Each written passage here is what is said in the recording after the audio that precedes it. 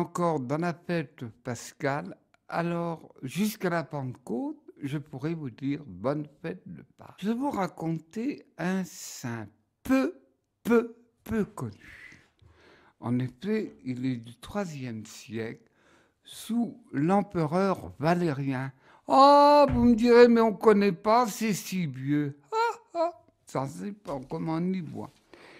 Mais je mets dans le contexte romain. Pourquoi les chrétiens étaient si persécutés? Il y a plusieurs raisons, mais je vous en cite une ou deux. Tout citoyen romain et tous ceux qui vivaient sous le grand empire romain qui longeait toute la mer Méditerranée, l'entour, devaient adorer l'empereur. Les chrétiens étaient des bons serviteurs, des bons soldats, honnêtes, mais ils s'opposaient à adorer l'empereur. Et aussi, il y avait toutes sortes de divinités. Les Romains acceptaient n'importe quelle divinité. Mais on ne comprend pas pourquoi aujourd'hui, à ce jour du IIIe siècle, les chrétiens étaient rejetés.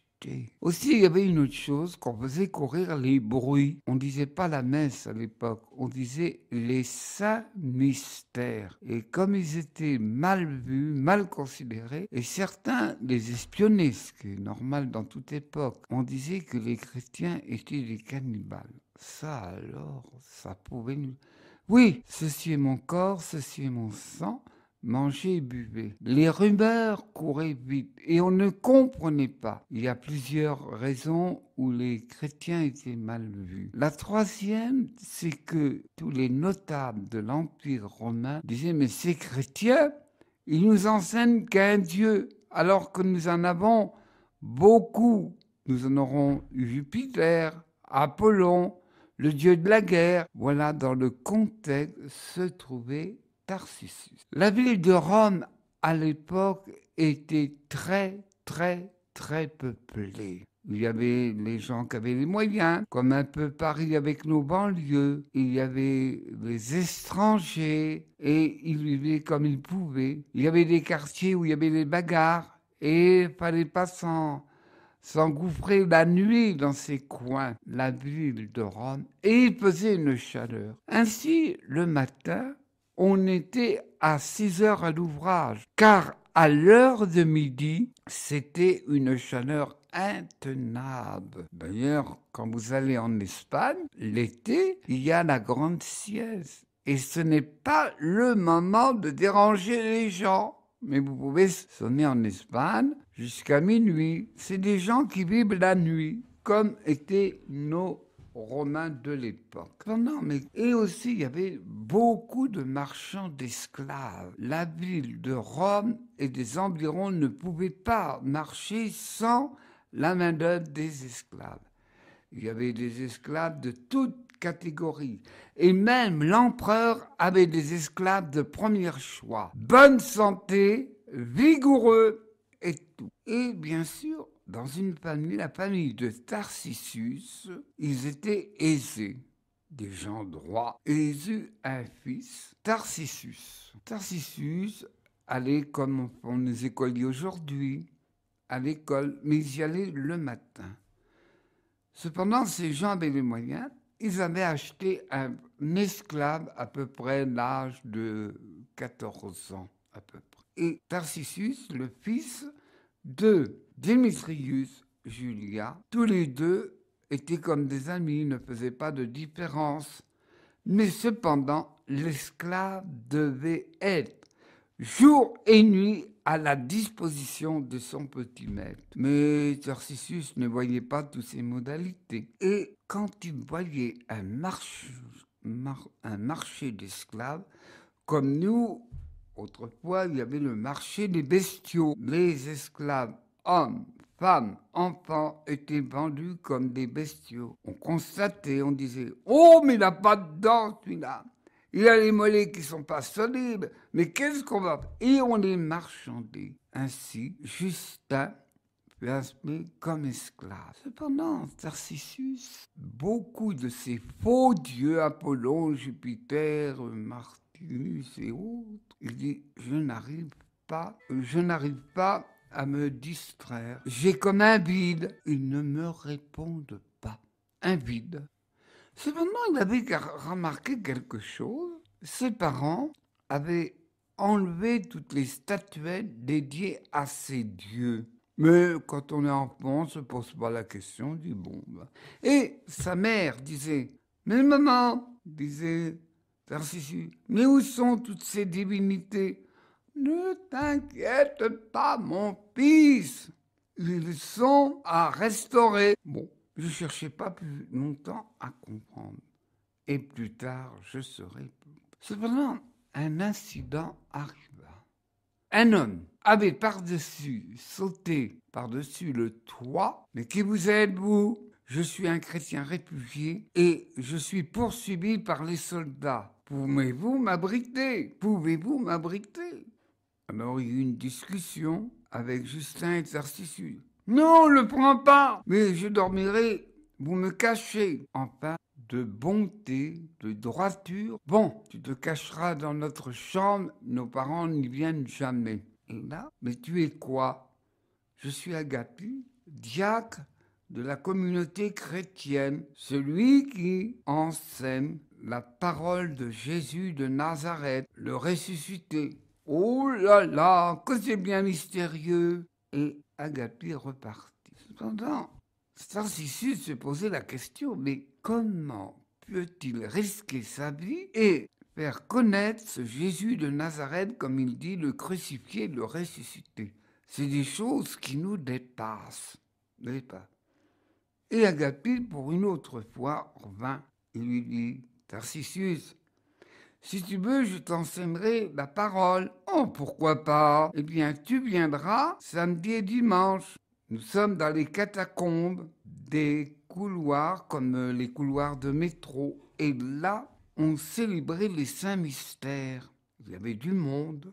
Et ceux qui allaient au Saint-Mystère, on ne disait pas la messe à l'époque, c'était pas le mot commun de l'époque, c'était les Saints-Mystères. Et bien sûr, Tarcissus avec Justin posait 1000 questions. Faites là bien curieux. Nous les chrétiens, nous nous cachons. Et Tarcissus a vu qu'il y avait des gens de toute société, autant des gens qui étaient dans les quartiers, autant des femmes, des gens aisés. Il y avait même quelques soldats, mais tous se cachaient. Aussi, il y avait des gens qui étaient chargés de renseigner si les Romains passaient.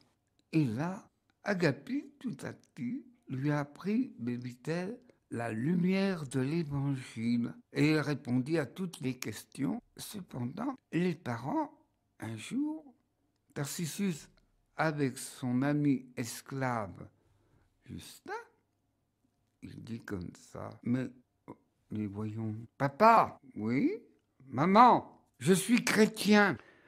Les parents n'avaient pas dit du tout qu'ils étaient chrétiens, car ils auraient pu être dénoncés par l'enfant sans savoir, ah mais mes parents sont chrétiens, et toute la famille s'unit. Et on faisait avec les esclaves et la famille, et là on priait le matin, et après chacun allait à ses occupations. Cependant, une occasion se présenta, qu'il y avait Agapi qui était arrêté. Et on allait presque tous les jours porter, ce qu'on dit nous, la Sainte Communion, dans une petite boîte ronde qu'on appelle aujourd'hui la custode. Et là, elle leur portait. Mais pour aller voir ces chrétiens emprisonnés, il fallait donner de l'argent à ces soldats qui gardaient. On n'entrait pas. Et bien sûr, c'était le même scénario. Allez, vous pouvez entrer, mais ne restez pas longtemps. Ces chrétiens prisonniers prêts au martyre, et les persécutions étaient terribles, terribles. Soit qu'on était dévoré ou happé par des lions, entre autres aussi. Il ne restait pas longtemps. Mais un jour, Agapi était encore poursuivi par les soldats. Et Tarcissus eut cette idée, tomba par terre, et le soldat lui dit, mais qui tu es? Oh, mais tu as une toge du lin très fin. Il se dit en lui-même, cet homme, ce garçon appartient à une famille aisée. Allez, on te relâche, mais ne viens pas traîner dans ces coins de la prison. Et Agapi, pendant ce temps-là, put se sauver. La menace était grande. Et voilà que dans une assemblée de prière, je ne puis y aller, je suis repéré par les soldats. Qui veut porter la communion aux prisonniers? Il y eut un silence. Et un petit homme, un jeune homme, un enfant, leva son doigt et dit « Moi ». Mais son esclave Justin dit « Mais non, il y en a d'autres !»« Non, je vais y aller. »« Oh !» Le diacre dit « Tu es un enfant, tu ne paraîtras pas et puis t'ont pas repéré. » Et là, on donna la Sainte Communion dans une custode. Et cependant, il traversa la ville de Rome pour aller à la prison. Les bras, les mains jointes. « Hé, Tarcisius, veux-tu jouer avec nous? Il nous manque quelqu'un, veux-tu ?»« Non, je ne peux pas. »« Comment tu ne peux pas? Mais qu'est-ce que c'est que ça que tu tiens croisé? Ça ne vous regarde pas. Si, montre-nous. » Oh, comme cela se disait, c'est encore un âne de chrétien. Et il put lapider, mais on ne put décroiser ses bras, les détacher. Il a fallu qu'un prêtre vienne pour prendre la Sainte Communion. Et bien sûr, les parents qui étaient chrétiens avaient compris leur premier enfant martyr. Et bien sûr, son ami esclave, Justin, pleura, les parents aussi, mais tout à fait résigné. Et aussi, il fut baptisé et il communia. Il dit, mais je ne sens rien. Mais tout d'un coup, il fut envahi dans son cœur une douceur, une paix. Jésus a embrassé mon âme. Et Justin eut cette force qu'on ne peut pas expliquer après la mort brutale de son ami Tarcisius. C'est lui-même qui allait porter la communion. Voilà, et Saint Tarcisius est toujours connu, il est le protecteur céleste des enfants de cœur. Saint Tarcisius, priez pour et protégez tous nos enfants. Bon, David, Samuel, Dieu lui dit, je me suis détourné de Saül, va à Bethléem et tu verras Jessé. Il y va avec de l'huile dans une corne. Il y va, mais que viens-tu faire? Tu sais que Saul est un guerrier, roi et jaloux. Écoutez-moi bien, c'était la coutume de l'époque dont on a du mal à comprendre. Prendre une génisse et on va l'offrir au Seigneur. Car à cette époque, ils avaient le sens du sacrifice. Il fallait offrir, soit si c'était les dieux païens, ou soit si c'était Dieu l'unique. Et vous êtes combien dans la famille? J'en ai 8. Ben, présente-moi les. Premier, Eliab. Ah, il est bien. Beau, carré, musclé et tout. Non, ce n'est pas celui-là que j'ai choisi. Vous, les hommes et les femmes, direz, oh, qu'il est beau, il est carré, oh, un bel homme, quoi. Bon, ça c'est le côté féminin, c'est normal.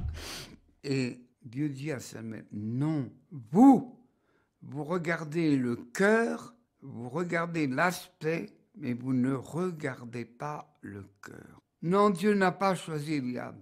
Aminadab se présenta.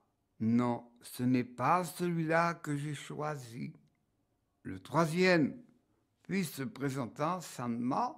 Non, ce n'est pas celui que j'ai choisi. Et tous les 7 passèrent. Non, ce n'est pas. Mais Tu m'as dit qu'il y avait 8 garçons, mais où est le 8e? Oh, c'est un enfant! C'est un enfant! Va me le chercher, on se mettra à table que quand tu l'amèneras. Vous voyez, mesdames, quand vos maris traînent les rues, on ira, mais fais la commission et après on mangera. Vous voyez, les choses de la Bible sont très naturelles. Et là, on vit ce petit berger et Dieu dit à Samuel, voilà celui que j'ai choisi, David. Et David fut sacré roi, mais il n'exerça que sa mission beaucoup plus tard. Beaucoup plus tard. Je ne raconte pas, mais vous la connaissez, c'est ce qui est le plus célèbre dans la personne et l'histoire de David avec Samuel. Quand les Israélites furent attaqués par les Phéniciens, il y avait le fameux géant Goliath, mais ça, c'est une autre histoire célèbre. Je te remercie, bon peuple de Dieu, mais l'histoire de David, roi, est quand même une belle histoire. Oh, les historiens disent que c'était un bandit. C'est pas faux, mais c'était un bandit sympa, loyal. Voilà, à la prochaine audition. Bon peuple de Dieu.